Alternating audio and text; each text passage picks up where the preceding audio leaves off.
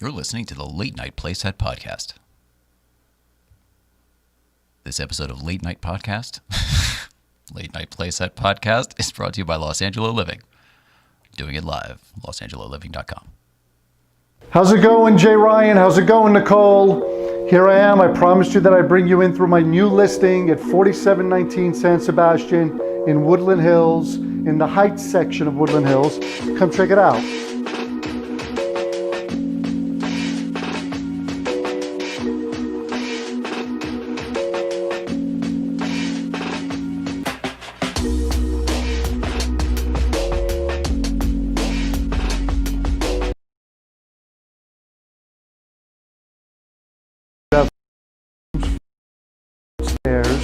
With a family room area, and then upstairs is all of either the entertaining and the hanging out.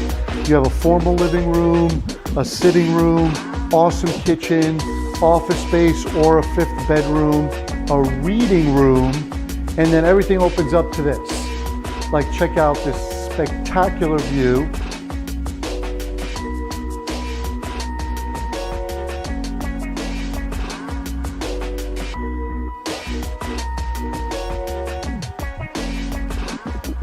And come check out this patio too. Look at this view.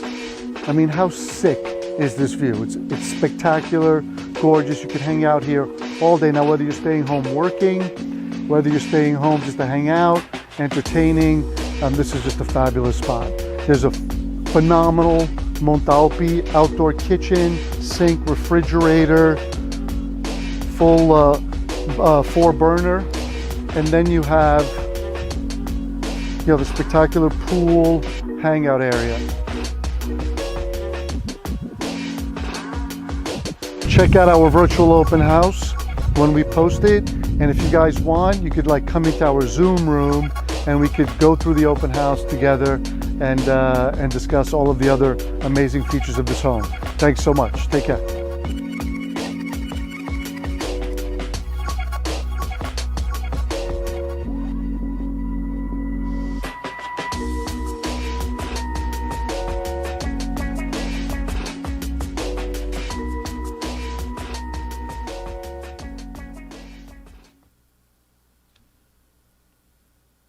I'd move there.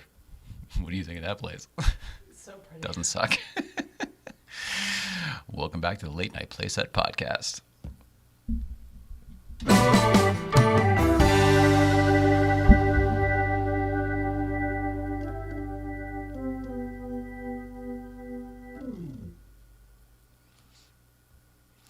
All right. Well, welcome back, everybody. Welcome back to my friend at home. Forgive me while I put some stuff away. I have to keep my phone out because our guest, we'll do all. I'll tell you everything in a second. Welcome back. My name is Jay Ryan. Mrs. Ryan is on assignment, but she is auditing the class today. She is right over there. Hello, everybody. They can hear you. Hello. She's doing her old publicist duties over there, essentially sort of taking in the show, what on earth this thing is and what we're doing over here. And she's sort of looking at it from a different perspective tonight, which is pretty cool for me. Because anytime I've ever seen you in that position, I would have been over there with you or in the car or asked to wait somewhere else. I've never had you be that person for me, and I've never been able to be in a pocket of people at such an echelon before. You could throw me in a barrel with Chris Rock now and a lot of other names that we don't mention just for whatever reason. But it is so lovely to see you in the studio and have you here and your energy and everything.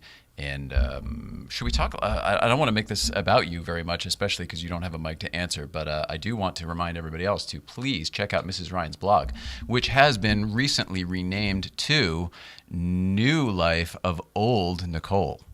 And that is a triumph for many reasons, Mrs. Ryan. Mrs. Ryan, who doesn't have to be Mrs. Ryan anymore, Mrs. Nicole Ryan.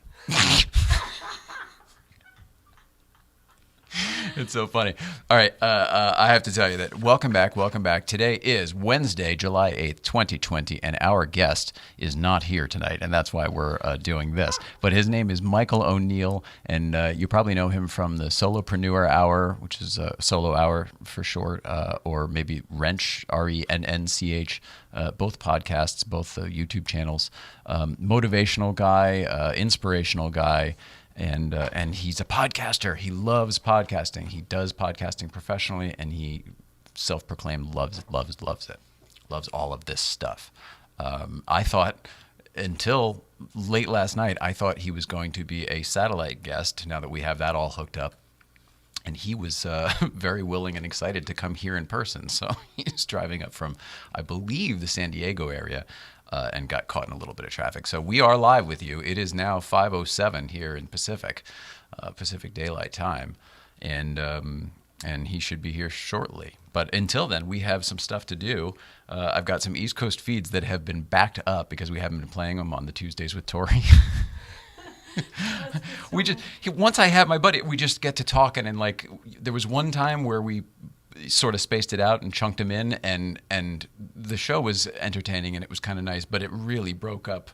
We couldn't, so whatever. They've been backlogged. We have a whole bunch. Mrs. Ryan from afar over there, can't help but include you since you're here. I think that we should check in with the East Coast feed. It has been forever, but the Kazman and Brooke have been active. Let's see where they are. Keep in mind, it's been since March since we've seen them regularly. I think we've done a couple here and there, but it's really been a while. So I think I don't want to give it away. It may be snowing. Roll it, Al. Good morning, Mr. and Mrs. Ryan. Steve Kaz. Brooke is sleeping. Shh. I'm just going to work. So listen, weird thing. It's April 16th, so it's mid-April. And look outside. Look at this. That's snow. It's actual snow. What the fuck? Okay, it's an apocalypse we live in. That's all. I wanted to share that with you guys. That we have actual snow on the rooftops, on the cars. I don't know if it's going to accumulate, whatever. I just think it's hysterical. I thought you guys in LA would appreciate a little snow in fucking middle of April when I'm taking my snow tires off today. Hey. I do appreciate it. We do appreciate it. I appreciate it very much, though. All right, well, should keep it going. Roll it, Hal. Hit it again. Mr. and Mrs. Ryan, I want to introduce you to Jeff. This is Brooke's dad. So we're sitting here, and you can see behind us, there's snow. It's fucking May. Hold on a second here. Oh, it's May now. Can you guys see this shit right here? You can hear it. You can hear it. It's fucking snow. It's fucking May. Snow squall. Where are we going? Where are we going? Anyway, this is Deb, Brooke's mom. Hi. So Happy Mother's Day, everyone. There you go. East Coast feed coming to you live. We had a little Italian dinner because Daddy was cooking, right? There's Brooke. I know it's snowing. We're trying to show Jay that it's snowing. California doesn't have snow in May. This is the first. Brooke, you enjoying that? Yeah. All right. So it's Mother's Day. Happy Mother's Day. Happy Mother's Day. Jeff's here. He and I are enjoying wine because no one else drinks wine with me anymore. So this is what we do. We had a couple of good bottles. Life is good. And then we have snow. Just wanted to share with California and the rest of the internet this much. There's a lot of that. Bye, everybody. Bye, everybody. Nice to meet Say you. bye, Brooke. Bye. Yeah, there we go.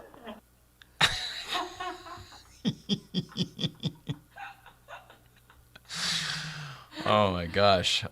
Yeah. I mean, I got a couple more. I mean, what else are we gonna do? Well, may as well.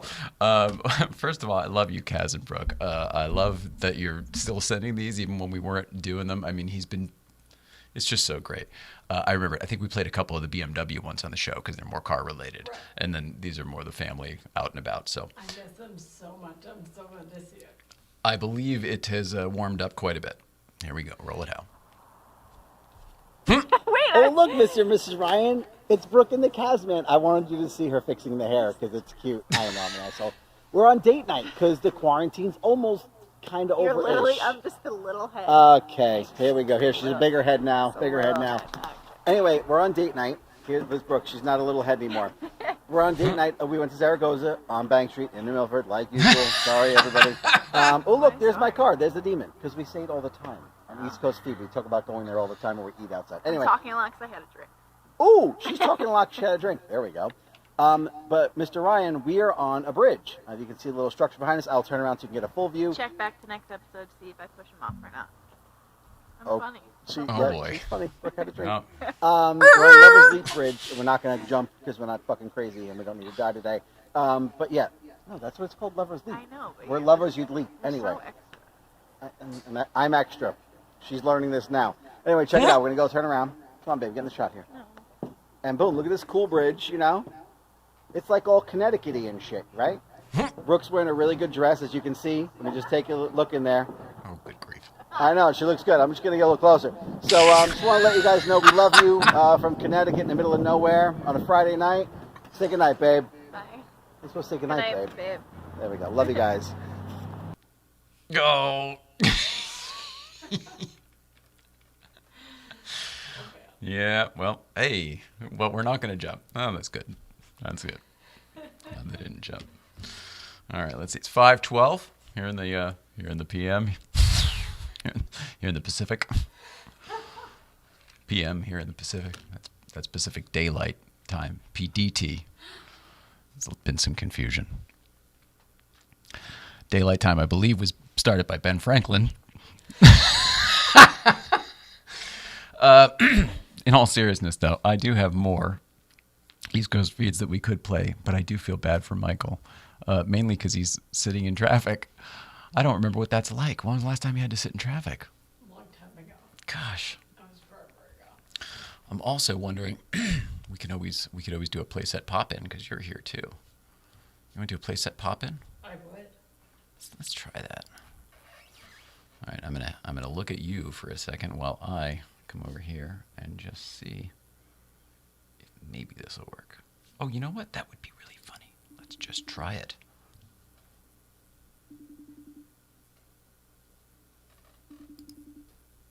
If this works, this will really be something. I don't know. I don't have high hopes, but if it does, it'll be something.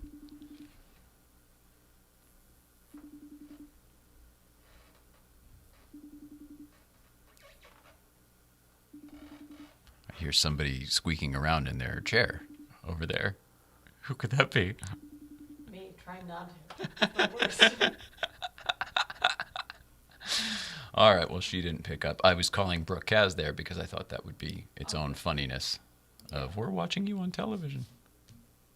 Now we call you on the telephone. All right, let's see. Oh, and by the way, if you didn't know, this segment is entitled Knock Knock, It's a Playset Pop-In. I completely forgot to tell you exactly what that was called. Let us see once again here.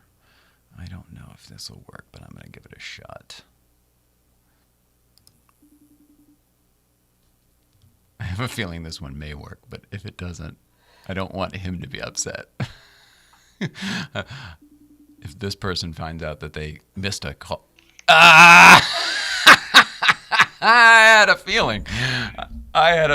I'll see if we can hear you. All right, let me turn this around. Let me see. I don't know how to. Oh, shoot. I'm just on my phone. No, of course you are. You're so great. I'm trying to get it here. That's Tori Alonso, everybody.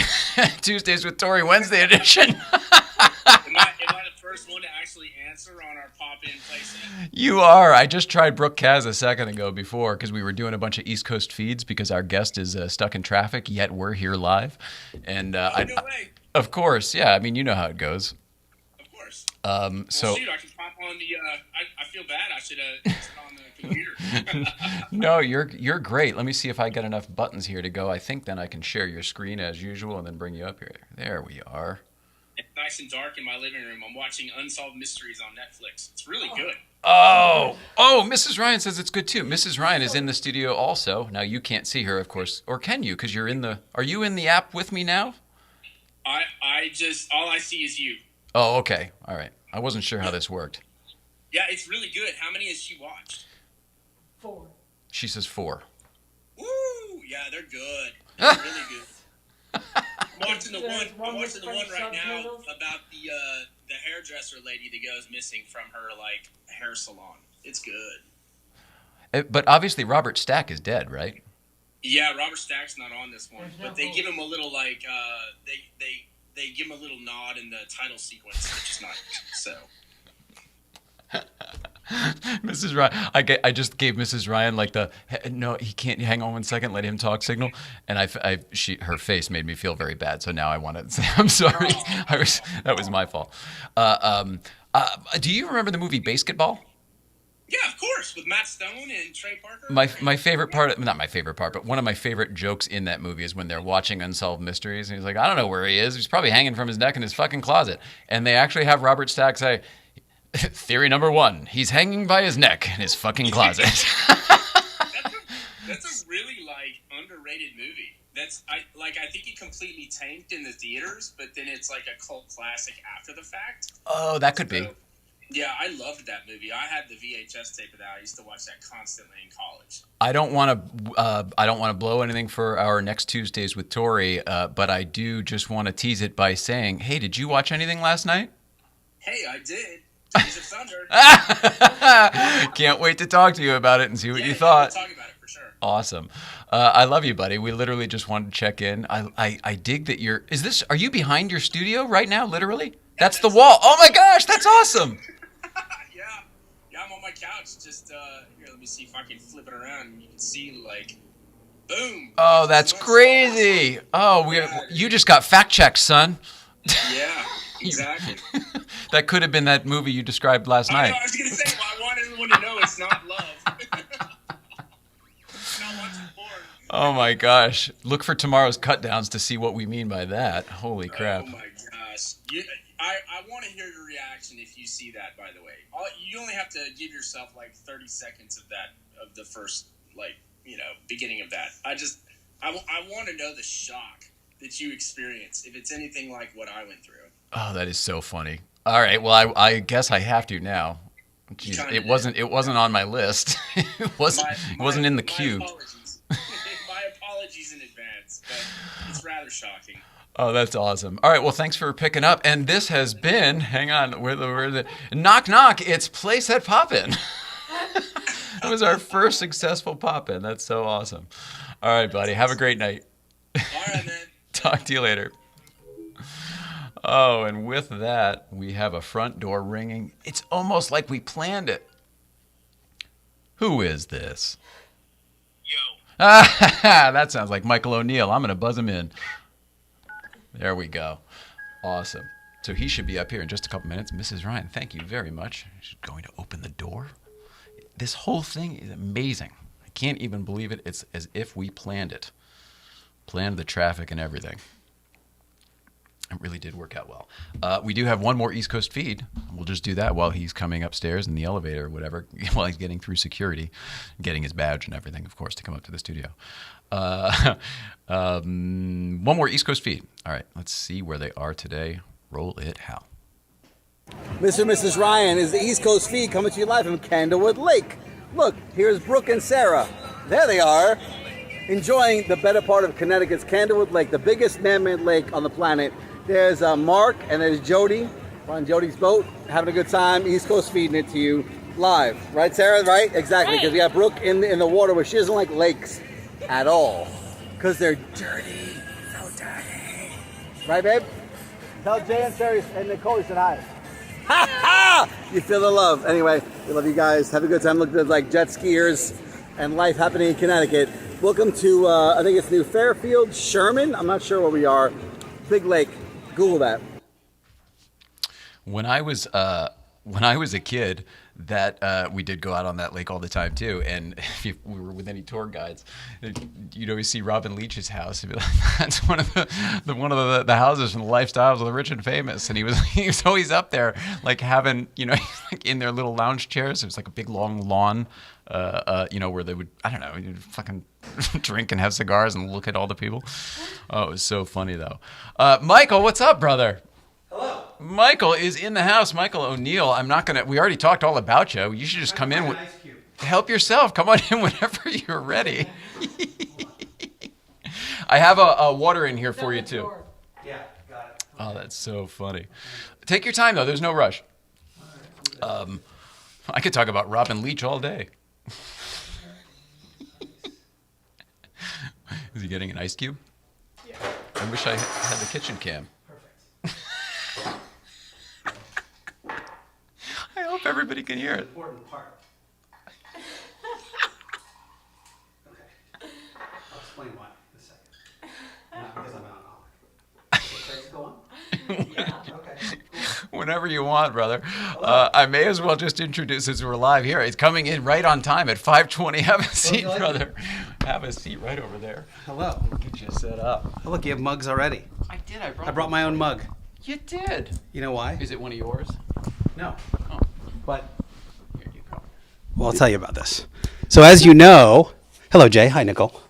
As you know, I nerd out really hard about like podcasting and hosting and things like that. So this is a huge, huge thrill for me. First of all, just to be here. Second of all, I know that as I grew up, everybody that had a mug on Carson or Letterman always had booze in it. So I had to bring a little mug and a little booze because it seemed like the right romantic thing to do. So you really did? Did you crack a little bit of Yeah, I put a little, and you're welcome. that's I had brought amazing. some if you'd like some. It's we don't bourbon. drink it. I We didn't. don't I allow didn't it know. even in our home. No, I'm Yeah, just I was kidding. going to say, well, that's a problem. All right, you great. imagine? Thanks for having me. See you Is later. it Mormon? I can't remember which one it is. No, Yeah, it's Mormon. totally. Anyway, hi. It's so good to see you. You as Thank well. for Thanks being for here. having me. This it's you're our first guest since Post COVID. since Paul Provenza is what I was going to say. Yes. And while that is true, yeah, the first one since the COVID thing even started. Yeah. You're the first one in person. I was just listening to Thank that you. show on the way up, the Paul Provenza Oh, really? one, because he introduced it, which was cool. He did that whole didn't he Oh, do like yeah, the whole yeah, he real did the introduction? announcement. Oh, that's yeah, funny. yeah, that was cool. Thanks for listening. Yeah, I don't know where to start with you other than you brought your own mug and you and actually and put booze in it. and you celebrate the whole thing as well. This is the Letterman stuff. This is so cool. Can you remind me give me the Twitter version of how you ended up with this? Oh boy, sure. No, there isn't one. I don't There's know. not a Twitter version? Can I? Maybe you can help us with that. Maybe there should be one. I Yeah. grew up totally obsessed with not even Letterman, but the show and the work, all of this fucking technical. Yeah, stuff. I haven't even really taken it all in yet. I just came in. I'm like sitting, but Well, it's all miniature, right? I'm assuming. Did you have any idea it would be this small? I didn't know if I was going to your house or to a separate studio or I had no idea. So you do a really great job. The set is amazing. Excuse me, amazing. I think that it looks great on camera. You've got all this great control over it. It's just so cool. So Thanks, man. Well, yeah, I'm excited to be here. When That's I all. was a kid watching these shows, what I was kind of always amazed with was it was Dave's little playland. It was like there was Romper Room when I was a little kid, and then I found Mr. Rogers' Neighborhood was like that was his own little sort of fantasy land. And then when I was old, there wasn't anything, for a long time. And then when I was a little bit older, it was like, oh, this guy on late at night sort of has that same thing. He's Yeah. got this There's a little vibe. playhouse where he kind of calls the shots. Yeah. And anything can happen. Yeah. And you're not high enough, by the way. He was always significantly higher elevated. Yeah, we don't than have his the, that's guests. the only thing we don't have actually is his chair. They kept it and it crapped out, and they've replaced it over the years. Did you see on his last show or one of the last shows where Seinfeld switched with him? Oh, I think I remember. And that, and yeah. so Seinfeld then sat in his chair and he's leaning down on Dave. And he goes, "Yeah, it's a little intimidating, is it? Because he's foot and a half higher." At least. Yeah, I do remember that he sat on the back of the other chair, right? At yeah, one point? at some point, yeah, he flipped the script, and then they did the running where Dave my runs God, out you're on the bringing it all curtain back. and then runs back. I saw that not too long ago. I totally forgot about that. That might have been the same show, probably. It was, yeah. I watch a ton of old Carson and Letterman on So YouTube. do I. So do I. Yeah. And I keep it going from there. I even watch old Merv and old when David Brunner used to have a show. Oh, that's cool. Do you go that deep with No, stuff? mostly just Letterman and Carson. What were we watching lately? Dick Cavett? A lot of old Dick Cavett stuff. Dick Cavett. Carl Runner has been on some stuff we've watched. Yeah, Carl Reiner guest hosting stuff as well. Right. It's pretty wild. Who's the good interviewer you think of that era? Well, I'm going to say Dick Cavett myself, only because of what he was he's kind of like, I don't intend to act like Dick Cavett. I think unintentionally I have a sort of a trait where you're just weird enough that it gets something else out of people that maybe they wouldn't normally share with like a straight? Yeah. I thought that. Do you know what I mean by that? You laughed. I mean, Dick Cavett was sort of. Yeah. He was a little odd, and he wasn't afraid with being odd. He was very comfortable with his oddness. Brings out vulnerability. Vulnerability. Good point. Yeah. That transparency, I think, is what people crave now for content anyway, is they want people to be real humans. Yeah. Instead of sort of these weird, just this weird, like Promoters. insubstantial things that don't really, that don't have a voice and don't really have a perspective. I think people want. I think maybe it's one of the reasons why Howard Stern, who's the GOAT, he always had a perspective. And when you look back on it, they all the good ones had a perspective and were very much not fence sitters. They were either like us or you don't. They have a position. Yeah. And I was really lucky. A couple years ago, I've had breakfast with Larry King and Cal Fussman twice. I was going to say Larry King, but he was a little bit older, next generation. I got to have breakfast with him at a bagel place in Beverly Hills twice. And the second time, it was me and Cal Fussman from Esquire and just an amazing storyteller, Larry, and a couple other people that were like, they were talking about, I forget which Hollywood starlets they were talking about, but they were talking about it because that guy dated her and this guy was her manager. And these guys were just like the Hollywood guys, in the 60s, 70s, 80s. And he had so much respect for Oprah. Larry did. By the way, Larry's done, I think he said 46,000 interviews. Wow. FYI, for your 10,000 hours, just in case. Yeah. He had 3 that day. He was 90 or whatever he is. He had 3 that day. He has that schedule. Yeah, he's crushing it. But he said the amazing thing about Oprah, and they had so much respect for her, that she'd be on her show and she'd be digging in with this guest. It would be like really deep and intimate and some tragic story, and it's quiet, pin drop quiet. Then they'd have to break for commercial, and it would be chaos for 3 minutes. And then she would have to bring that energy exactly back where it was. And he said, that's her genius. She was so good at bringing that whole audience and the crew and the guest right back to that intimate moment. I thought I never even thought of that. No. But holy, that's some you just opened my eyes Stradivarius type. I mean, to take Savanti. a deep breath to calm myself down is sometimes a big task. To calm a room of 300 down is like, what? and go back to the same energy where you were. It's almost like when a stand-up. Have you watched Talking Funny 1,000 times like I have on HBO? No, but only because I don't know about it yet. It sounds Talking Funny is Jerry Seinfeld, Ricky Gervais, Louis C.K., and Chris Rock talking about the art of comedy for an hour. I'm sorry. I think I did. It's from maybe it's on YouTube. 5 or 6 years it's on ago. YouTube. Yes. I've probably watched it 50 times because as a presenter, every time you watch it, you learn something else about presenting. But they talked about staying in the bit, staying in the energy of the bit. So you say something and there's an applause break or the crowd does a thing.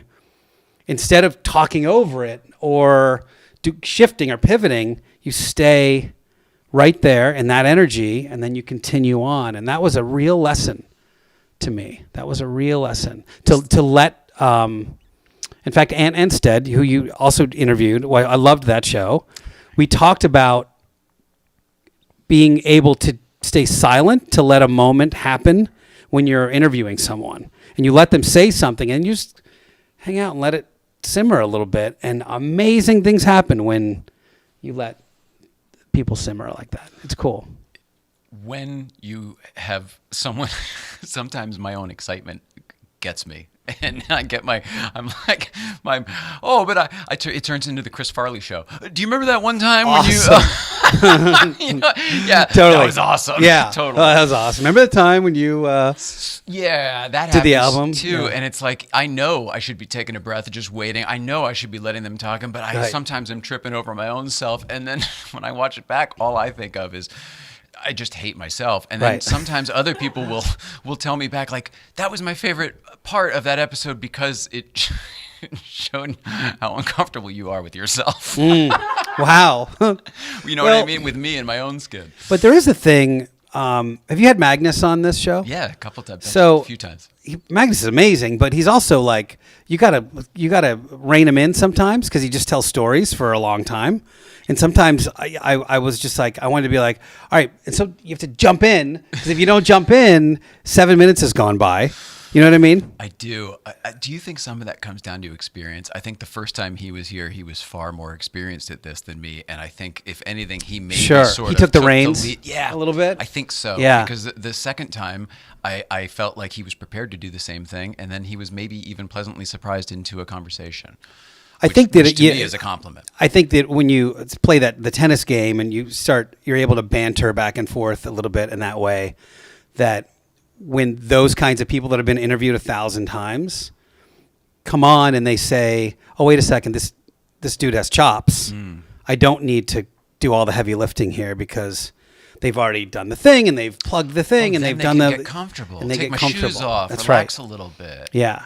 I often start interviews with what I call non sequiturs. So I based on some research, I'll ask them something that they've probably never been asked before because it gets them and something that they're really into. So it might be about a sports team or about a trip they took, about their kids' softball game or the fact that they do a Yoda impression, whatever it is. Sure. And something they've like never been asked before.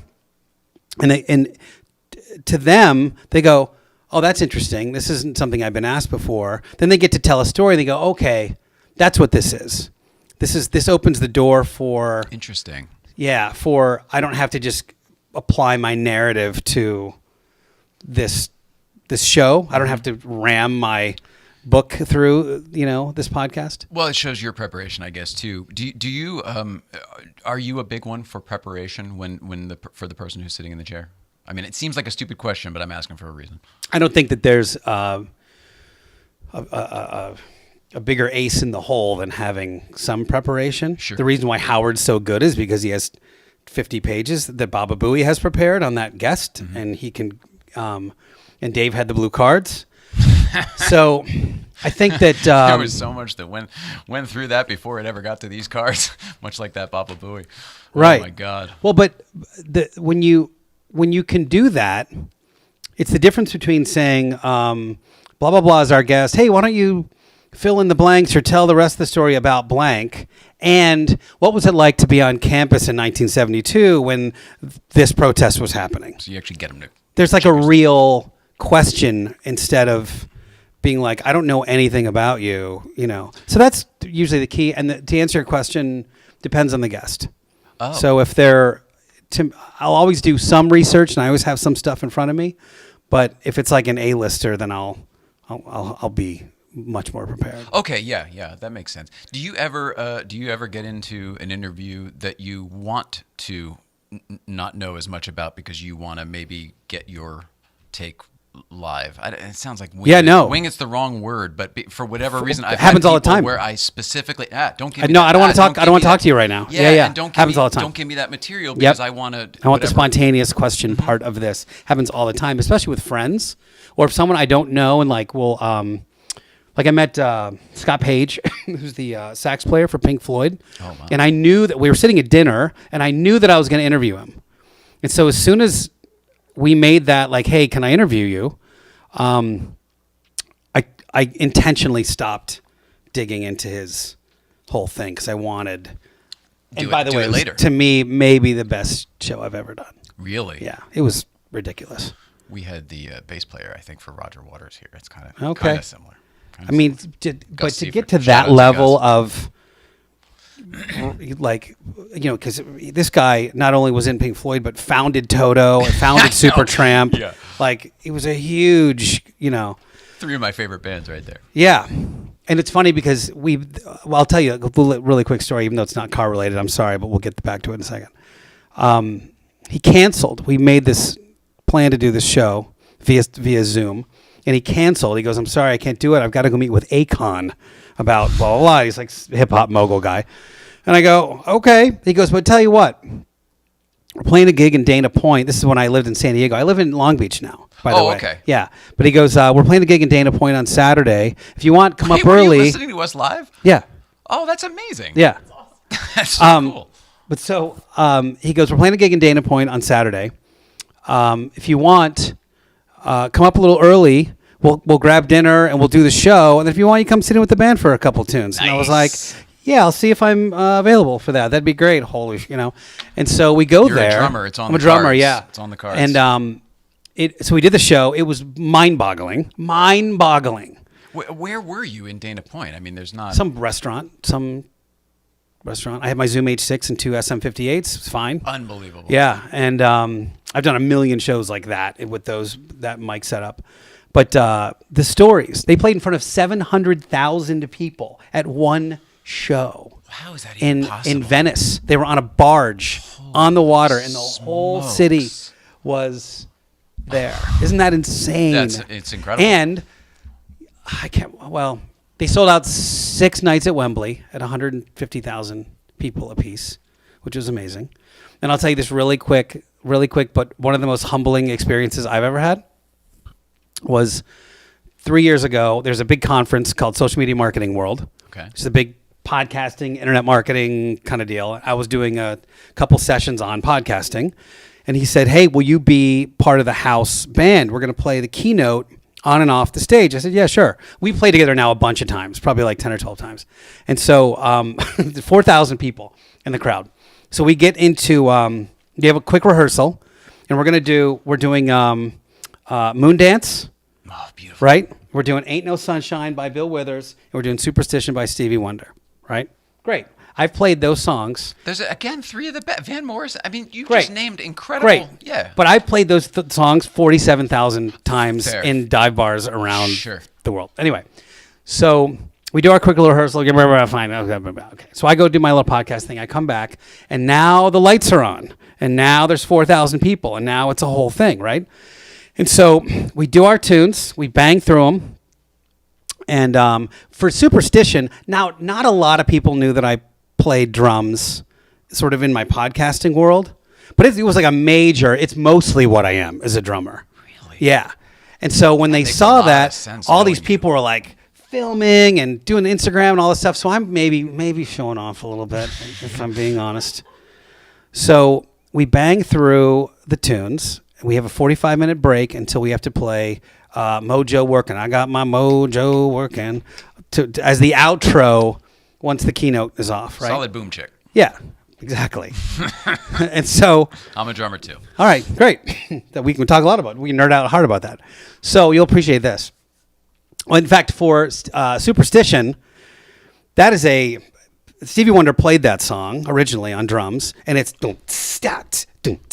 Very 4 on the yep. floor, Yep. straight ahead.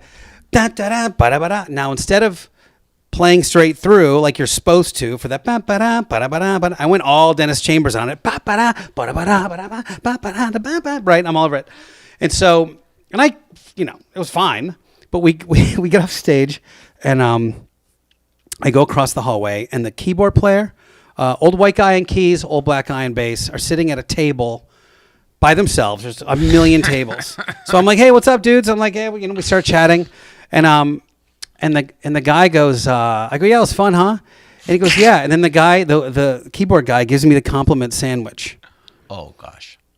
And he goes, yeah, I got to tell you, that Superstition felt as good as I felt it in 25 years. Here we go. Yeah, thanks. Here we go. For the first half. Oh. Okay, I'll just sit down for the next 10 minutes. The dude just dresses me down. We're all part of a band. If everybody plays and does their thing, and then, it was a whole thing. And I'm agreeing with him because I knew I'd overplayed, right? But so I don't know these guys. I'm assuming that they are also speakers at the event, which is what the band was sort of assembled from, sure. right? And we're all wearing our little name tags. So somewhere in my phone, I'll show you, I jotted their names down in my phone as we're chatting. And so then during the next, we have 10 minutes, we go out to the wings and we're waiting. I just decided to fire their names in my phone, and both their Wikipedias came up. And I was like, normal people don't have Wikipedias, though. Though. So it turns out I was playing Ain't No Sunshine by Bill Withers with Jeff Paris, Bill Withers keyboard player. Sweet. And Superstition with Reggie McBride, Stevie Wonder's bass player. Sweet. It's not sweet. I would have played different, dude. No. I would have played different. This You talk is about the humbling. story. That is This is the humbling. story you needed and deserved. Guitar guy was from Steve Miller Band. And this is where I go, oh, I forgot that Scott was the guy that put this band together. And of course, he just called his buds that are all famous music guys. I'm sure if you or I put together a pickup band, it would would have be been- some players too. Well, but nevertheless, I would have played studio mode instead of show-off guy mode. I see your And I point. might have gotten a couple of gigs out of the deal. That's all I'm saying. Oh, You I never see the know point. You're who pipeline. you're. I see. And I blew it. So that was me blowing it. Oh, I don't know. Too I think that's ego-y. Such a. I think that story's told upside It was down. cool. I still think that story's told upside down. That is it such was a ego-y. good story. Anyway, enough about me. Let's talk about you. We did have I have a similar story though, where it was something. A friend of mine used to own a bar in Santa Monica that's still there, but lots of famous bands come through there, even though it's a tiny little dive bar. And we were having a conversation once about something Bill Withers came up, and he's like, "Oh yeah, I played on that." It was James Gadsden. Right. James Gadsden. It's crazy. pretty funny. It's one of the things I don't. I'm new to this area. Like I moved here March 9th, just in time to never leave my house. Dear Lord. So I don't know anybody in Long Beach. I don't know any restaurants. I don't know anything. I've literally been in my house, but I've met a couple of people, here and there, and it's crazy when they just start telling these stories. They're like, "Oh yeah, we were on the set of whatever Godfather and blah blah." I was like, "What? What are you talking about?" And then here I am at this cool late night place. Okay. Which is awesome. Well, I think that's a wonderful segue to it. Since you had just moved and didn't have any friends or anything to do, and you had to stay in your house, you decided to convert the garage into. I mean, it was already a garage, but you converted it into a garage/studio/man cave/game room. I mean, it's everything. What is the deal? What's the plan? Is it all going on the channel? Can we talk about your YouTube channel? Please, yeah. The Rennch channel is what I'm talking about specifically. That's what I follow. Yeah. And It's why I moved. That garage is why I moved from San Diego specifically. oh, let's hear it. It's why so I was speaking at an event in Texas, and I mentioned from stage for some reason that I was being drawn to LA. I love stand-up. I love music. I love Porsche stuff. And there's way more of all of that stuff up here than there is in San Diego. Right. And this woman stopped me during a break, and she said, well, I live in Long Beach. I live in a really cool neighborhood called California Heights. And if you want, I'll text you a couple of cool neighborhoods in Long Beach. I'm like, yeah, sounds good. Whatever. 3 days later, she sends me a couple of pictures right from her neighborhood. And the third picture is these two double garage doors. And I was like, what is that? And so I called the landlord right away. And I said, what's the story? And she's like, yeah, it has a 4-car garage. I was like, I will see you in an hour and a half. And she said, well, I can't meet you now, but I can meet you tomorrow. Great. I pull in, and she actually had just gotten there, and she'd walked into the garage. And I got out of my car, and I walked in. I said, cool, I'll take it. And she goes, do you want to see the inside of the house? And I was like, kind of inconsequential, really. This is what I Does need. it have a bed, or does it have a bedroom? And so I bought this, I rented this house with a 4-car, 650 square foot, 4-car garage. But it's also 3-bedroom, and it's got a great little spot for a podcast studio. And so now I have a dedicated podcast studio, my little home theater set up in the living room, a full soundproofed drum room, a 2-channel listening room, my bedroom, and now this ridiculous garage where I've done epoxy floors and built a bar, and I have a robot bartender and put a LED 5.1 lighting. surround system in it and put LED lighting, and one of the walls is a movie screen, and it's awesome. It's really awesome. So Is it the garage isn't soundproof like the drum room? No. or the No. room, but you're not. I guess you're not watching movies. no, I'm with grinding 30 people crap in there the yeah. whole time. So no, but it's great when I'm allowed to do that again, and I can actually have a housewarming party. Oh right. Yeah. I will. I have a projector that projects onto the wall, and then the thing is, I'm trying to build this channel, which is Rennch, RENNCH, Rennch. There we go. Rennch. And I knew that to do that, I needed a long-term project. It's the only way you can really kind of muscle through on YouTube as a car person is to have a long project. So I found this car on Craigslist. Did everybody know this? Did everyone know this ahead of time? I hid the part that we were apparently supposed to, like, building it all. I was like, oh, we'll let them see it when it's done. I hid all that. Yeah. People we have tons of video and stuff because I did capture it all. People want to watch you mow your lawn on YouTube right now. Amazing. Yeah. All right, I'm sorry to cut you off, but even the process that you went through kind of blows me away. So I've done 2 garage build videos. I've done 1 and 2 of like grinding the floor and laying the paint down and taking people on a tour of the stuff. Then I'll have 1 more to do when everything's all done. Okay. Anyway, so I found this car, 1969 911S, on Craigslist of all places, and they wanted $10,000 for it. And I was like, no way. And I wrote the guy. And he didn't write me back. I said, all right, well, this, of course, was, whatever. And so for some reason, I logged on Friday, a couple days later, and I emailed him again. And he called me, and he said, yeah, the car's here. I'm like, you've got a Porsche, a 1969 911S, and you want $10,000 for it. It was a race car. This is the rub. Untitled, maybe. Same kind of deal. I get in my car. I'm there in an hour, 40 minutes. My buddy's like, it's definitely stolen or a scam or fake. It wasn't any of those things, but what it was a completely gutted and modified race car with a huge wide body GT2 fiberglass kit on it and integrated roll cage and camber adjustments, but it had like 935 rear suspension. Can I talk car stuff? Like, sure. Okay, good. 935 rear suspension. Mrs. And Ryan doesn't like it. Coilovers all over, and camber and caster adjustments, like full race mode. And I thought, what a cool, but no wiring, no engine, no transmission, nothing. It's a gutted car.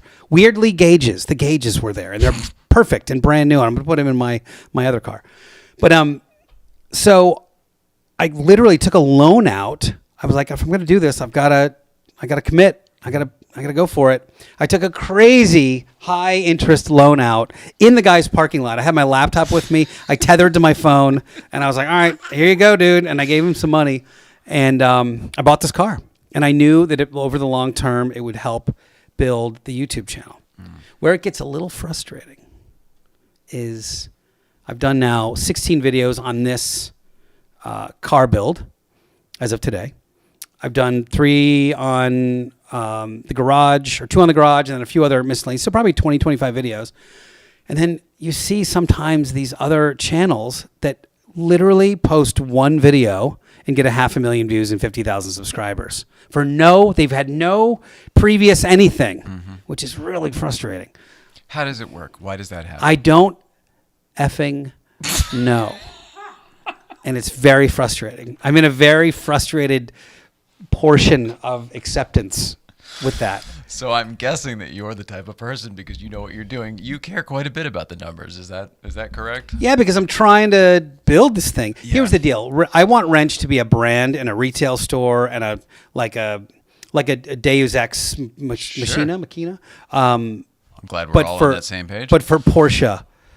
And the only way I can really justify doing anything like that is to build an audience first, so I can walk in, and if there's going to be an investor or whatever, say, look, I've already got, or even homebrew it, but I've got to get at least 10,000 followers, subs on that. I have 3,400 at the moment. So, and it's been a slog. It's not, it's a couple. But it makes me feel better that we're not that far lower and not trying. But look at the amount of content. Yeah, but you guys have a branding issue. How long? Your issue is your brand. That's why you're not growing as quickly as you could. Oh, you think? Yeah, because nobody knows that Late Night Playset is a car talk show. Yeah, yeah. Yeah. So I would name it something, or at least have a tagline that said Late Night Playset, Playset. The problem a car. Blah, blah, a car talk show or something like that. Yeah, and even that, I don't necessarily, even I'm wider than that, because we do have famous comedians in here, I mean, it's every bit of a car talk show as it is, it's not. Yeah. Yeah. So it is weird. It's almost like what I had to do with the Solopreneur Hour is keep backing out until I found something that encapsulated all of it. You're nailing it. Yep. And that's part of the challenge of creating a podcast or a YouTube channel, is that it's typically months of figuring out what the brand is going to be, if it's going to, because otherwise you have to do all the heavy lifting. Whenever you're like, yeah, I have a YouTube channel and here's all the things we talk about. It's a pain. Versus like if the brand was nailed, it would do all that for you. You know what I mean? Mm-hmm. So I don't know. I don't know the answer to this because it's. I mean, it could be cars and comedy. Oh, I'm not. No, I'm not. No, You know, it's okay. but I mean, that could be it could be late night plate set talking cars and comedy. That could That's be what as, it is now. As far Cars as you comedy need to go. life on the air, something like Yeah. that, or Cars comedy good vibes on the air, something like Yeah. that. So, and then man, that the mistress that is the YouTube algorithm. That's where I won't play, and that's where that's where we have definitely avoided success in the past. You made tricks away from success. Yeah, unintentionally or intentionally, whatever. Just by going, oh, I don't care for that. It is weird in that there is no reward for quality anymore, and that to me is a bizarre bitch That's to right. swallow. That's right.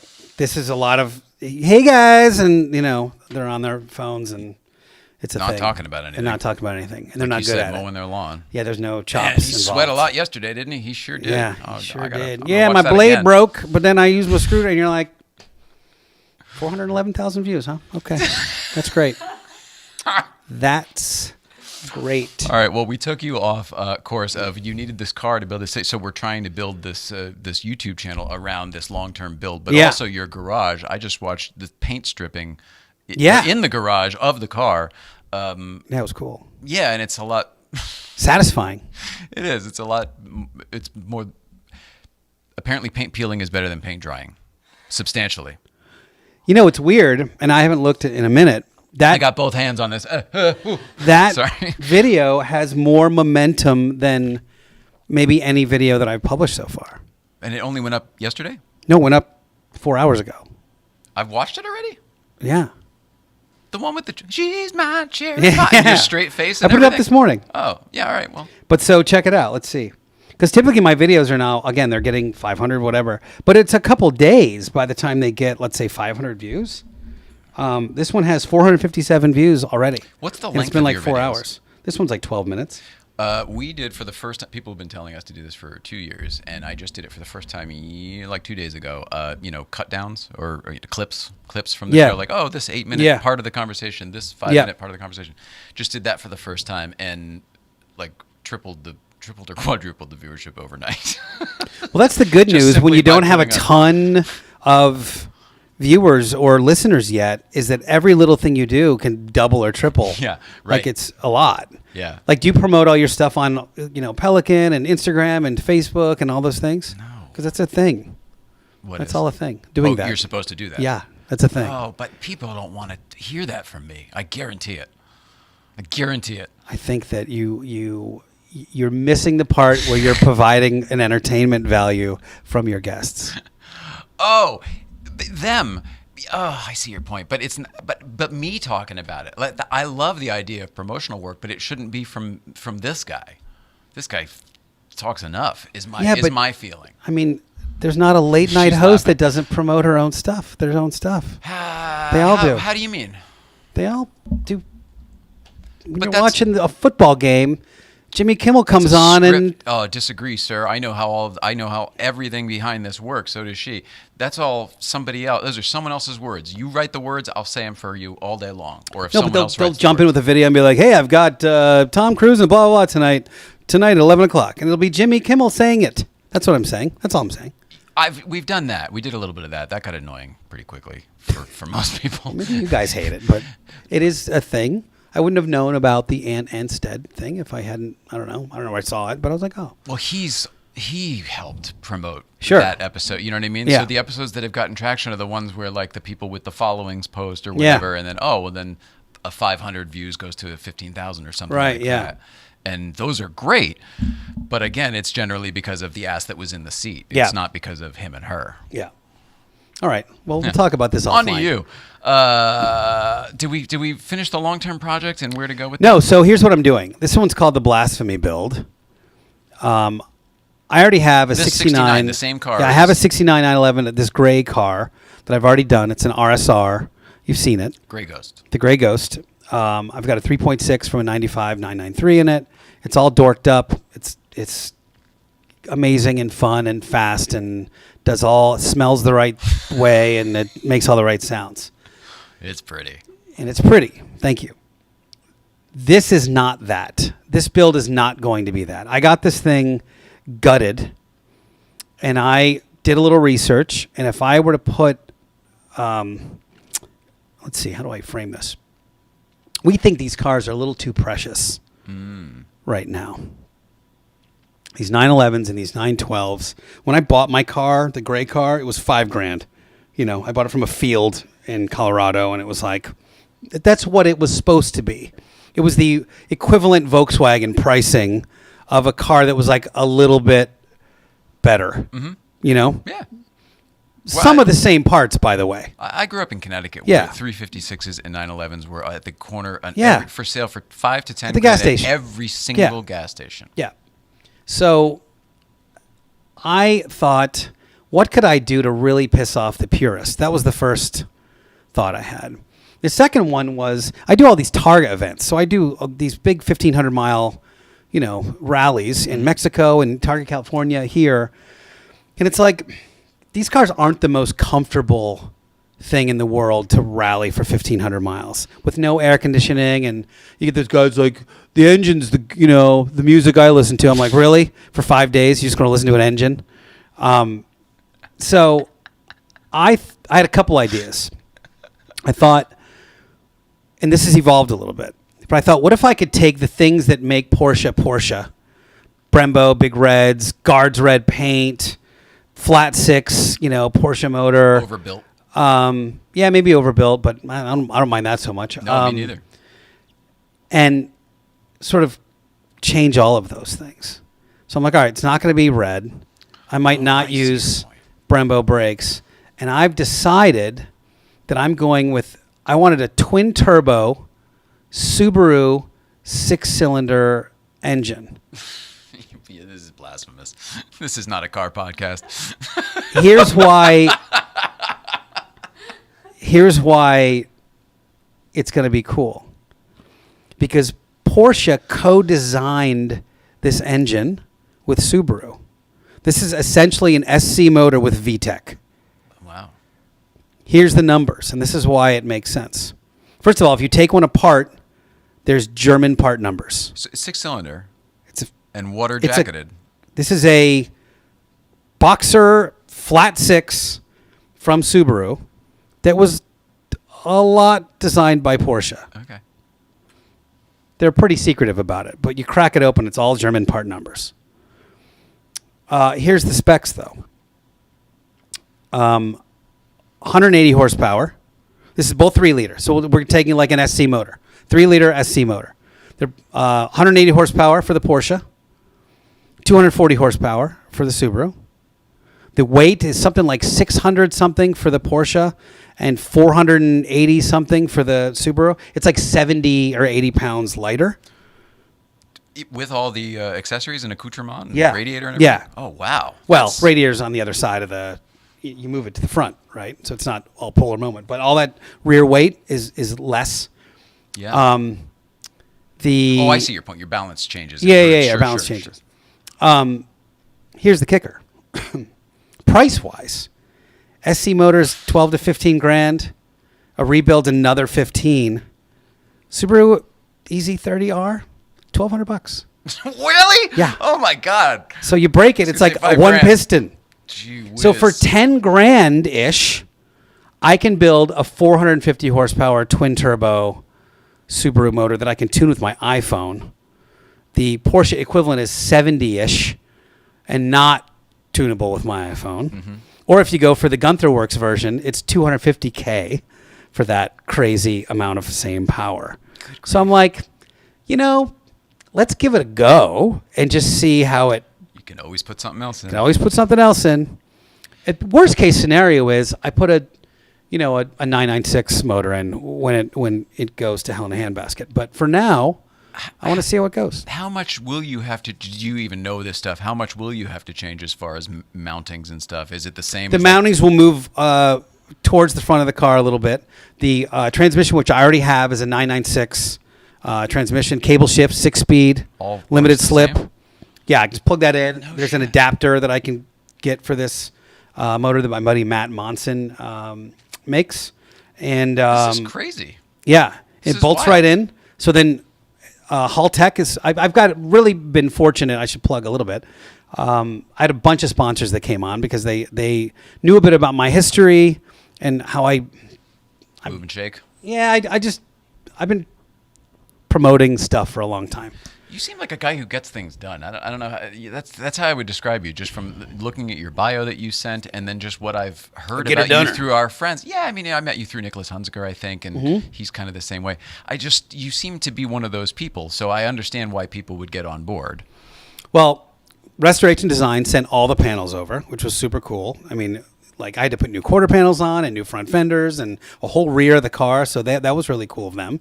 And then Haltech is doing the ECU. I don't know if you guys know Haltech. They're from Australia. Eastwood, I think. I'm talking Lincoln Electric. I'm talking to Mac Tools. I'm talking like it's a bunch of cool companies that are supporting.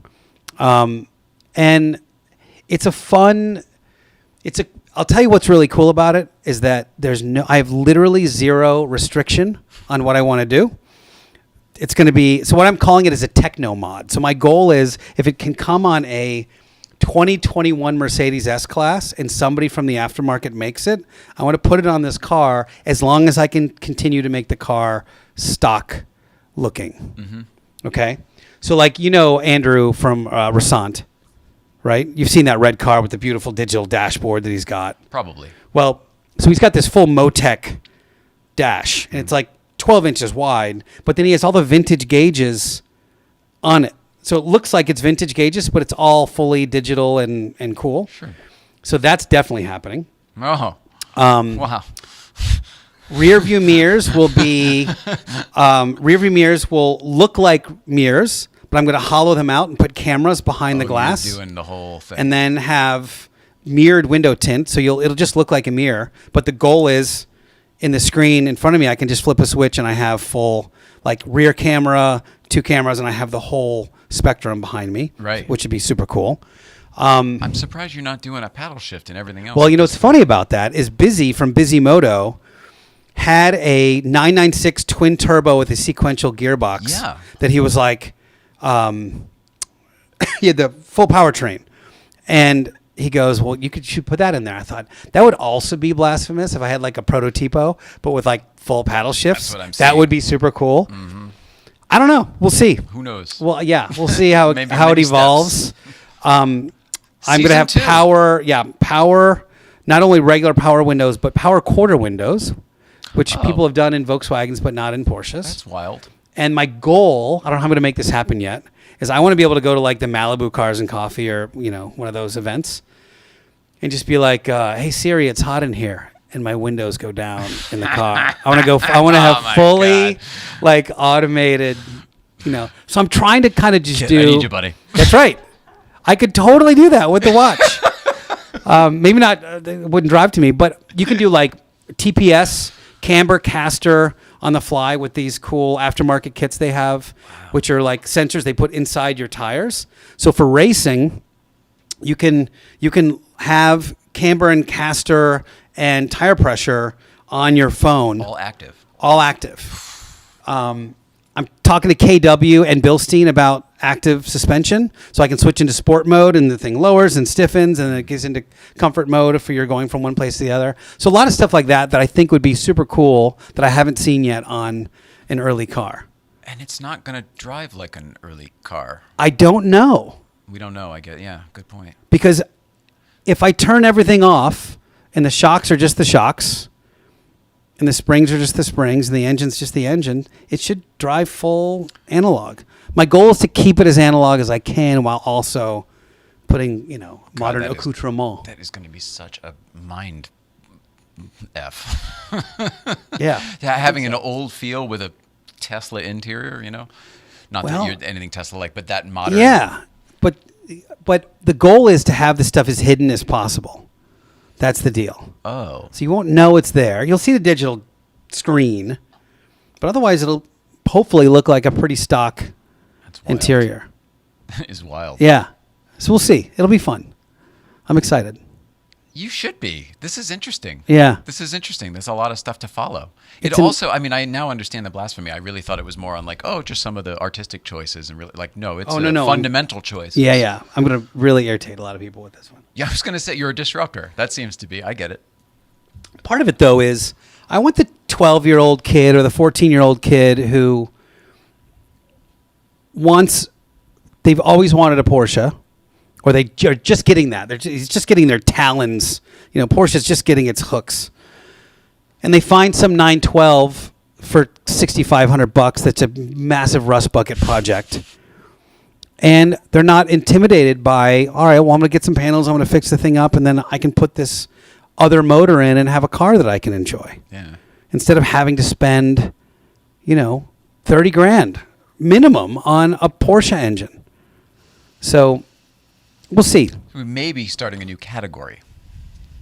Well, What did you call it? It wasn't resto mod. It was Techno mod. Techno mod. Yeah, it's my This may be a new category. And it's a thing that when I went to SEMA last year, and I walked around SEMA specifically with that in mind.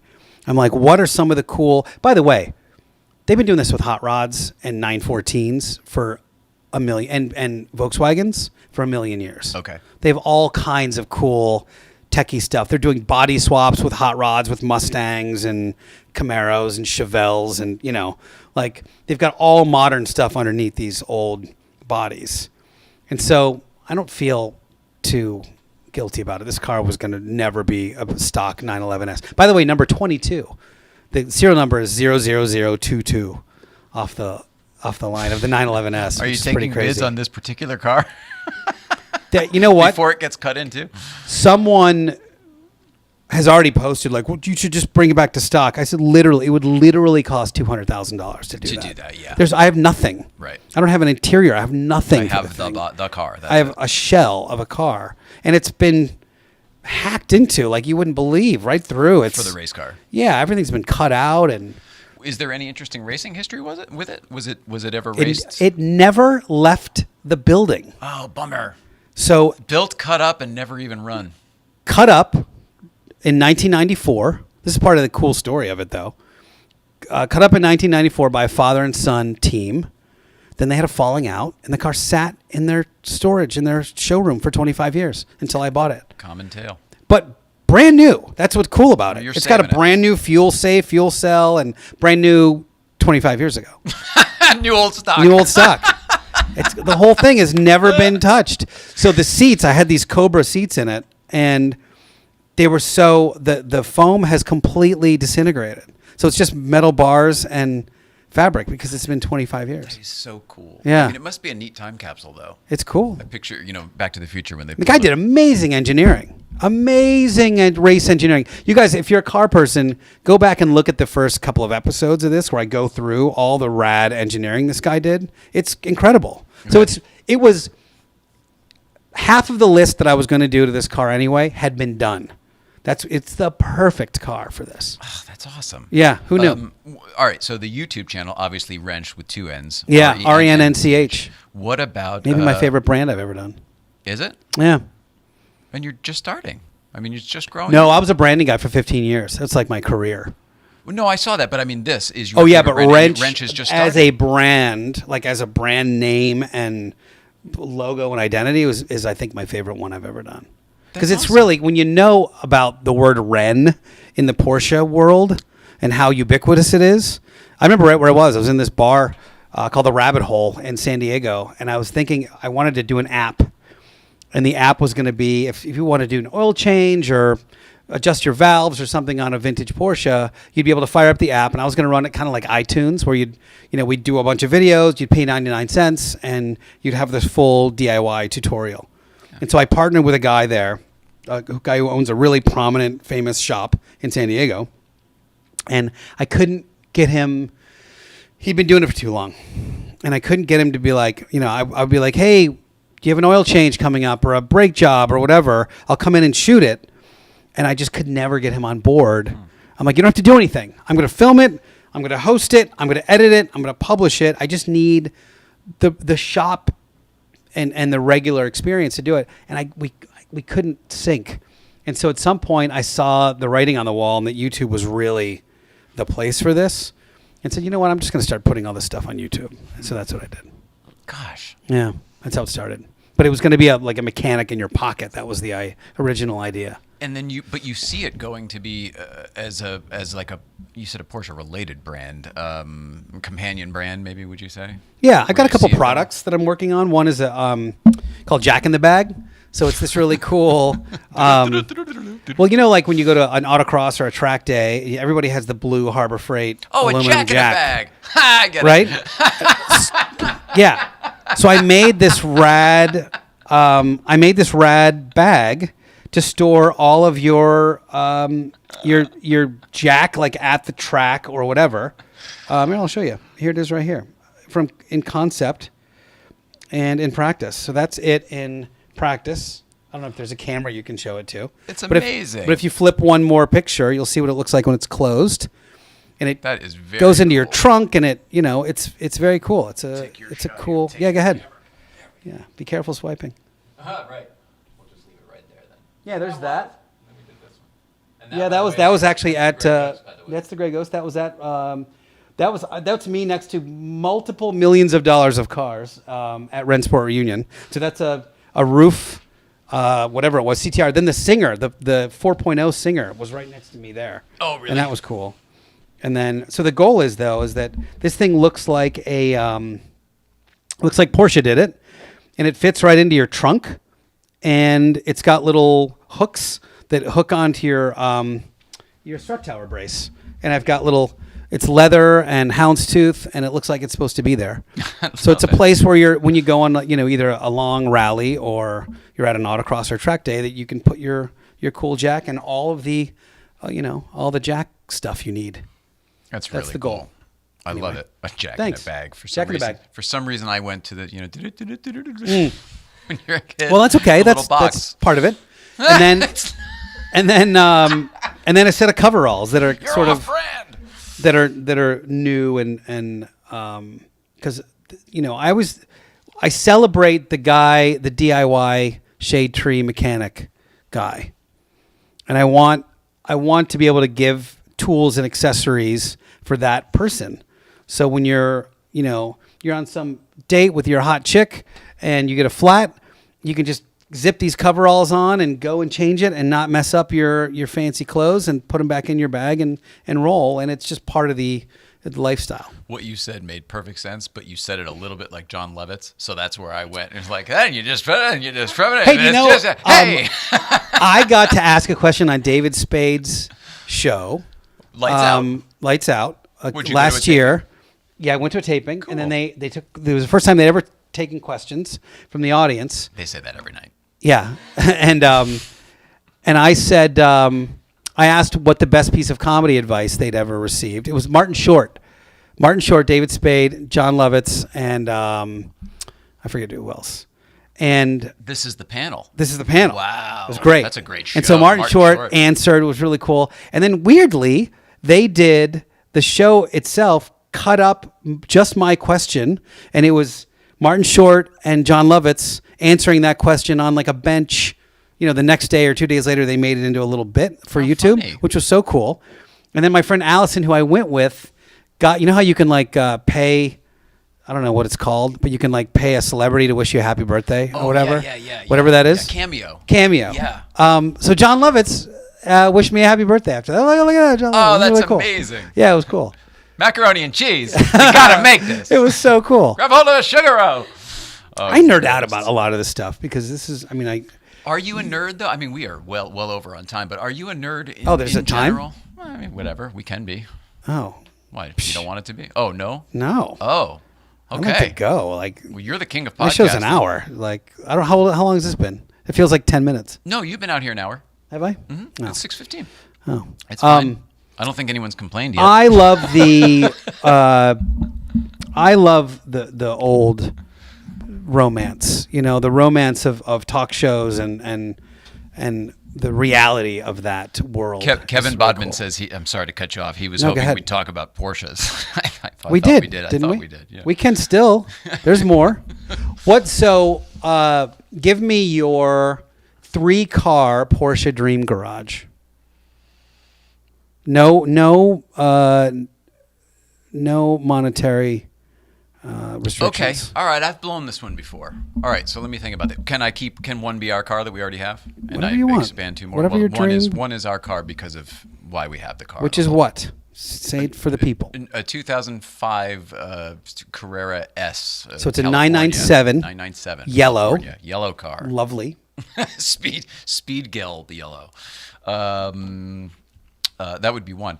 I would say the Gary Shandling had a 911. He had a number of The 911s turbo? over the years. The brown one? I would take anything. I would take anything from his collection. You know, I didn't realize that he had a whole. I think he had a 911 Titan. over the years. Titan. Gary Shandling. Oh, you think so too? Oh. Me too. One of my favorite jokes ever, actually, was I don't even remember. I don't remember what scenario was. I heard it. He's like, I went on a date the other day, and this girl, all she could do was talk about herself. She reached over to grab my hand, and her blouse caught on fire. She was like, "Help me! Put me out! I'm on fire!" And I was like, "What a great joke! That's a great joke." Anyway, I loved him in general, and something much older, like a 356 coupe of some variety. I don't know them that well because it's not in my spec right now. But at some point, that would definitely be on the list. Something older, but I wouldn't go newer than our 997. That is about as new as I would go. Interesting. Yeah. Why? The screens in the newer cars don't agree with me, and I don't really have a good relationship with all that technology stuff. I'm not a good enough driver. I think that I'm still an old school butt guy. Yeah. Kind of needs to. I can go fast as hell doing that, but I'll never. It's kind of like I'd rather have a stick than the DCT or whatever. Sim racing has changed my opinion on paddle shifting. Really? Yeah. I can understand that. Yeah. I mean, it is faster, right? It's faster. It's weird because I'd never done it before, and then I did a lot of sim racing over this quarantine, and then got in my friend's Carrera. I was like, oh, this feels totally comfortable now, which was bonkers. I mean, it really felt like I had done it a million times, and that was interesting to me. I do agree with that. The new ones are so easy to drive. Yeah. I romped on a friend's GT3 Touring, I guess, the other day, but whatever, the stick one. It's great in the canyons. Absolutely fantastic. So stinking capable. But we were going so fast. That's the part. That I was like, I don't need... I would take the Carrera T any day. That's right. For the type of driving bring the that limit I down. Do. Yeah, so that I can push to a manageable. Because my daily's a Panamera, and it's bored. It's bored all the time. Right, loafing. It's just like, dude, when can we go 130 again? Yeah, you know? And then it's like God, it's almost sad. Yeah, a little bit. So same for me. I keep the gray car for sure. That one, that's too much of a story. The Gray Ghost. Yeah. Well, I didn't want to. It's got my parents' ashes mixed into the primer. I didn't know if I read the thing you sent. I didn't know if you said it's an article it's very coming public. out. Yeah, it's very public. All right. Well, people know about that. For the same reason, then, we got to keep our cars. So Gray Ghost is in the garage. And plus, I used a dildo to paint the wheels. I'll tell you that in a second. So Gray Ghost, for sure. 959 because it was the thing that got it started for me. Oh, really? Yeah. The exotic nature of it, or just the fact that it was that on was the the poster? car in '88. That was the thing. Okay. And then I think, I don't know if it's it might be a 911R, like the new 911R. It's funny you say that. Or a GT3 RS, because those two cars. And I would have to be torn between them. But one of those two cars, somebody said, this is the best driver's car Porsche has ever made.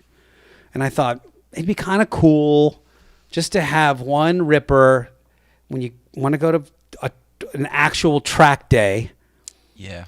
That you have one that I'm worried that a trailing arm's going to fall off the Gray Ghost at 100. And that car at 100, 110, it's like that scene in Contact, which is like, okay to go, okay to go. That's what it feels like.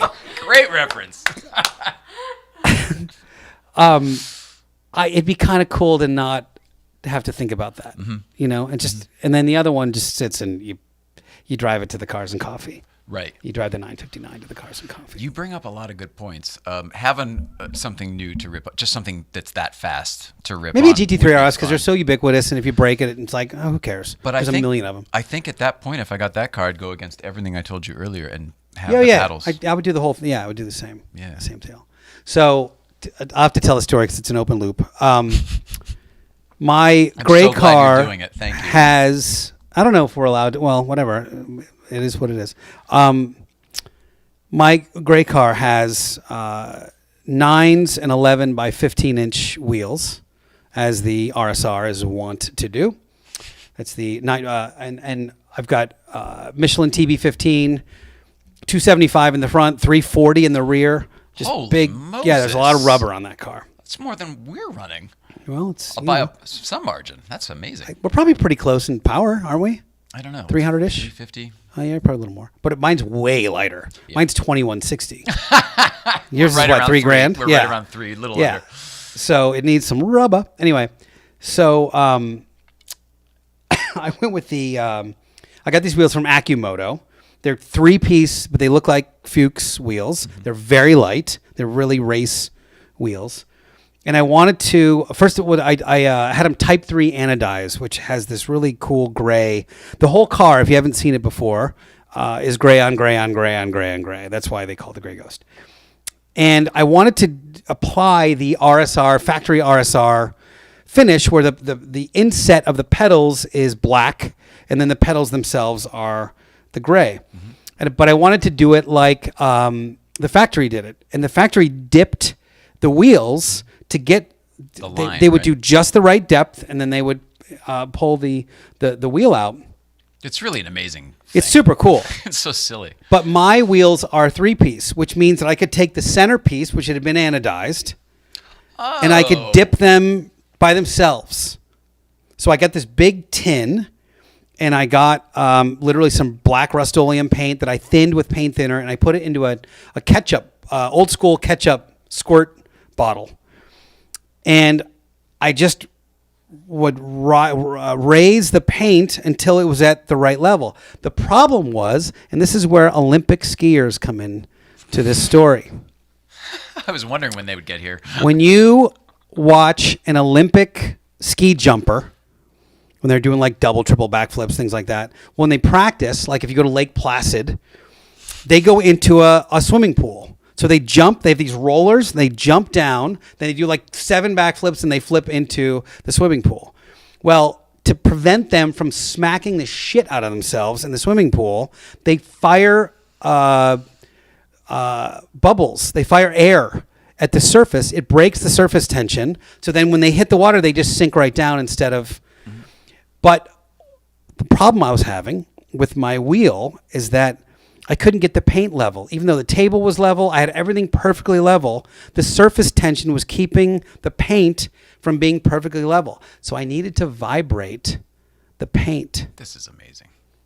You're like Iron Man. So what I did is I went to my then girlfriend's bedside table, and I grabbed her little toy, and I put it in a plastic bag, and I duct taped it to the side of the tin. That's what you meant. And fired it up, and then it went zzz, and it leveled the paint. So then as I rose it, it was perfectly level. And then I pulled the wheel out and did all 4 of them like that. Can I give you something that's absolutely not related, but I just want to tell it to you now because I Please. think you'll get a kick out of it? Yeah. Do you know the movie Jurassic Park? Of course you Sure. do, right? What's this? At one point, the dinosaur is stepping in it, and you see the ripples in the water. Do you remember that part? In order to get that, it was one of the most difficult special effects in the entire film to get this. And I didn't work on it, but I know somebody who did the effects, and I heard the story. They had to take the dashboard apart for where the thing was, and they were trying to tap it, all these different things. Nothing could get the type of The ripple. right kind of vibration. What they ended up doing was it was a guitar string underneath touching the thing, and it was like you had to get just the You perfect need the right vibration. You vibration. couldn't just touch it or tap it like Right. that. by the time that happens over there, Right. by the time it gets here, it turns into a sine wave. It's Oh, waves. that's interesting. And but the exact same reason you had Yeah. to do it's like, oh, you just have to get that stuff just right. The frequency's got to be right. I could have used a razor, but No, the story is not nearly but as it's good. but I got to go to Jay Then I Leno's went garage. to get my Norelco. I got to go to Jay Leno's garage last year, and we talked a little bit about it. He goes, oh, and so I told him, and I said, I can't remember how he responded. I said, well, I used a dildo to paint my wheels. And he goes, oh, really? All right, well, I got to go. Or something. It was very funny. Yeah. By the way, have you guys ever talked about Jay Leno's garage on this show? Sure, right up the street there. It's ridiculous. You've been. Mm-hmm. Oh. Someone said... We can't do the collection. I mean, well, she can't even walk anymore. But I mean, the collection is just overwhelming to me. I don't have the bandwidth for it That's anymore. the thing. Someone said, was it cool? I go, no, cool happens 6 inches over the threshold. Cool happens when you get the call that you're allowed to come the next day. Right. It's like, oh, that's Right. amazing. Oh, yeah, Then cool. you get there and you see the sign It's and they move the gate. baffling. It is too really much. bonkers, Too much. especially the Bugatti area, because I don't even know what room that is. it's Is like that- it's where he you know what I mean? films the show. Okay, It's that- that second The YouTube room. warehouse. And this is how I describe it to people. I was like, well, have you ever been to like Target or Marshall's and you see those 1929 24 hours of Dumont, posters with the silhouette, the long cigarette, and you've got some little shooting old Bugatti, 1929 Bugatti shooting off into the distance. I was like, he has that, but it's the original one. real one. And it's like 14 feet wide. And then he has the Bugatti under it. Yeah, the he's got actual that car. actual car, and it's $46 million, and he's got 9 of them. That's when you start going, what in the actual app? Like, it's crazy. And then you go, he owns the building. He owns the whole block. It's crazy. He was there when we got to go. He was there, so we got to hang with him for like 15 minutes. I and think he's always It was there. a thrill. Well, He's he was there just every he was day. there for 10 minutes and in and out. He was going to stand-up gig in Oh, I see. in Detroit. So it was really cool that he happened to be there. It was cool. I don't know. Again, for the same reason why this is a thrill to me, it was cool to meet Jay Leno. We never got to it, but the short answer is I was a lifelong fan, and it went to the right person. Yeah, the universe. Yeah. Provided. Did you ever see The Dark Crystal? The movie as a kid. Yeah, but I don't remember it. The premise of it essentially is there was a shard stolen from this big powerful crystal. The whole kingdom shard stolen years and years ago, and of course the kingdom when they decide to give the shard back is when the whole light comes back. I stole this microphone off of David Letterman's desk when I was a kid. It's a true story. There's a whole big story behind it. I got let into the theater overnight. Doesn't matter. But a couple years, and I literally... No. This is all true. That was the seed. This The is true. energy drew Yeah. to the microphone. I don't want to spend too much It time needed on the desk. But that was the truth. We decided to give it back and do this whole. We were going to make a documentary, the whole story about it, and then we got a call to, oh well, do you still want the Letterman merchant? Like, No. the assets. Crazy. So yeah, it all sort of. That's so bonkers. Yeah. It was like Wonder Twin powers activate. I was It telling needed the desk to go with the microphone.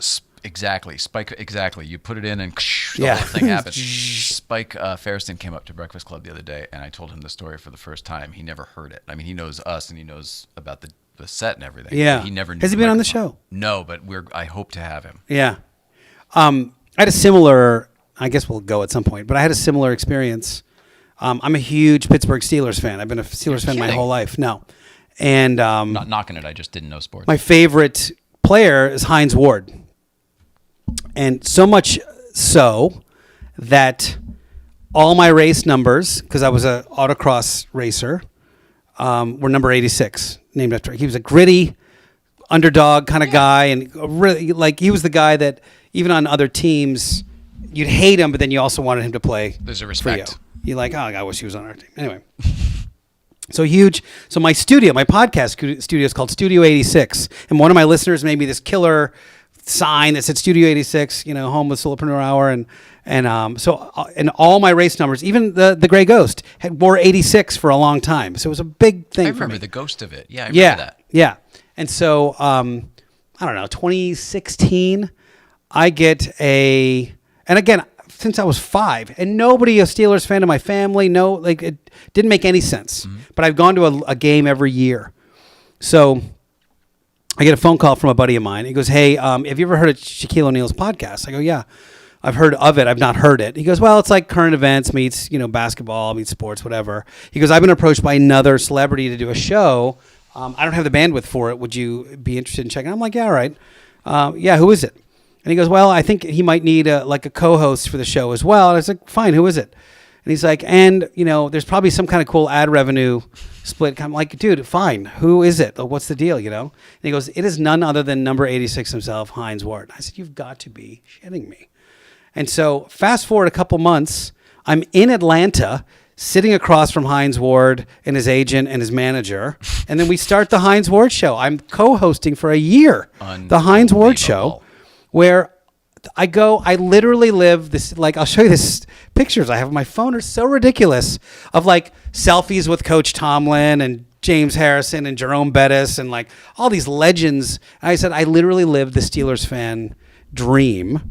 And someone's like, oh, it's totally the universe. You manifested that. I'm like, I never aspired to hosting a show with the guy, but how cool was it that I got to do it for a year? But it sounds like a very similar situation. We're trying to get Dave here. We'll see what happens. Oh, yeah. Wouldn't that be something? Yeah. It's the bookend that needs to happen. You don't know the rest of the story, but we'll have to do it over not drinks someday. There you go. What did someone say? Do we have questions or something? The same guy said a Subi powered Porsche is fine. Appreciate you. Thank you very much, Rocco. What was his name? Raul? Rocco? What do we need to plug of yours that I didn't? Solopreneur Hour. Yeah, solohour.com because nobody can spell preneur in America. That's a shame. That NEUR thing really get in there. Really hurts. And then obviously, Rennch is not a podcast. It's only a YouTube channel. YouTube channel and an Instagram account. Okay, and they're I think I misled and said it was a podcast channel. You did. You are a podcast guy. You've created a number of podcasts. My regular Solopreneur Hour podcast is I call it the mothership. Okay. That one's 800 something episodes and 10 million downloads and the whole thing. It's like a whole deal. But this is more fun. Talking cars and and being at this table, and it is crazy. Do you feel anything? I mean, it is wild that it's the actual stuff. Certainly, when I first sat down, I was like, "Oh, sure, that's so cool." And I'm digging the inset of the microphone is cool, and I haven't really gotten a chance to look at all of it yet, but I will once we hit stop. All right. So then we plugged everything we needed to do. We took care of everything. I think so. Do you feel complete with your experience here? I think so. You guys follow my little blasphemy build on YouTube. It's cool. It's going to be fun. And here's the thing. By the way, no one's ever accused me of brevity. He's like, when Magnus. Imagine 10 years ago that we had choices of different Porsche content that we could consume in any number of different places, right? A bunch of YouTube channels, a bunch of don't worry about it. Don't worry. A bunch of YouTube channels, a bunch of websites, a bunch of blogs, a bunch of it's just so cool that we get to do that. And I'm sure you've enjoyed your fair share of constructive criticism on YouTube comments as well. Yeah. Thanks so much. You're welcome for the free content. For the most part, people are really, really friendly, and we don't really have that much interaction online. It's more like, we'll go somewhere, and then 10 people tell you they saw this episode or whatever. Yeah. Most people are really, really friendly. It's just, some people. Yeah. I mean, I feel like I used to be the same way before I started doing this. I mean, what do you do but pick it apart?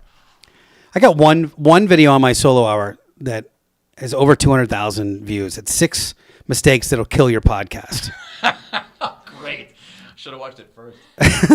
And the problem is that I use a Zoom H6 as a recorder, and it's super sensitive. It's got these tiny little gain knobs, and if you move them an eighth of an inch, it blasts. And so I did that accidentally. I wasn't, because I was on video, I didn't even listen to it. Yeah. And so my audio is just clipping throughout the whole thing, but I just banged it through. And then when I got into post, I was like, is what it is.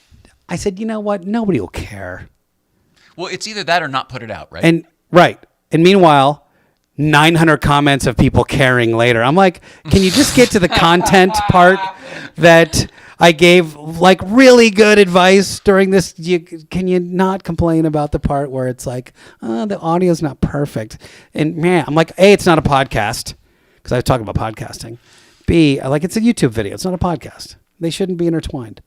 I find that more than anything else, so far, the person who took it the most seriously was me. And when I stopped doing that, the whole thing got a lot more fun. You're a great host. I can tell that you are a student of the game. I love the game. It's all I ever knew. I mean, we'll talk off. You got the right air, voice. You got the right whole vibe. You're very Letterman-esque. Yeah. Yeah. But in a great way. I mean, somebody needs to. Believe it or not, somebody needs to take that mantle, you know? Believe it or not, I am not trying to be that way at all. Just. It's embedded. Whatever, yeah. It was. It's embedded in a number of my friends that are the same generation. It's good to know. Yeah. It's great to get to know you a Thanks. little bit better today, brother. Thanks for having me. When am I going to see you next? I'll PEC come or back tomorrow. something? Oh, yeah, here. Come back anytime. Sweet. I don't know. I'm around. I don't know. Whenever the next thing is. And Maybe then- Malibu. And obviously, we'll see Maybe you Malibu Sunday. on Sunday. For sure. I'll do that. And then other than that, we'll see you on YouTube. Did you see that my car got completely shat on? I wanted to talk about that. I brought it up yesterday. That was a rookie move on your part. Why? The egrets. For years we've been watching this. Maybe at least 3 years ago, a convertible, an Auburn Roadster, with like this gorgeous like ostrich looking like interior, right underneath it. I wasn't by a tree though. I was not near a tree. Do you really want? I'll get graphic. Those things evacuate with such force from the tree that it hits the. It looks like somebody dumping their water out of their third-story window, and it hits the ground and becomes a fountain of. This white was not that. This was a swath that was about 4 feet wide and 10 feet long. Oh, this was like a dive bomb. This was like a B-1 bomber run. Oh, I don't know. And it was like, da-da-da-da-da. I couldn't, it was a stripe. So you weren't overparked under the tree? No. Oh, Wasn't anywhere near we it. just assumed because we've seen that 100 I was times. not near it. But I got called out on this video, this guy on YouTube. The video has like 600,000 views. It's like, he was making fun of me because it kind of was sprinkling a little. And you see me like wiping my car down. Oh, He's like, this guy's here. Yeah, exactly. I was like, it wasn't that. I just got completely demolished. So anyway. You were wiping bird shit off. I was wiping bird shit off. Oh, man. All right. Well, see you at Malibu Kitchen then. It's been a little slice of heaven. You're amazing. I don't know what's going on. We love everybody. Mrs. Ryan, love you so much. We love you so much, Michael. Thanks for being here. Michael O'Neill, check him out on YouTube. Rennch, 2 N's in that. Love everybody. See ya tomorrow, probably, I think, right? Or out there.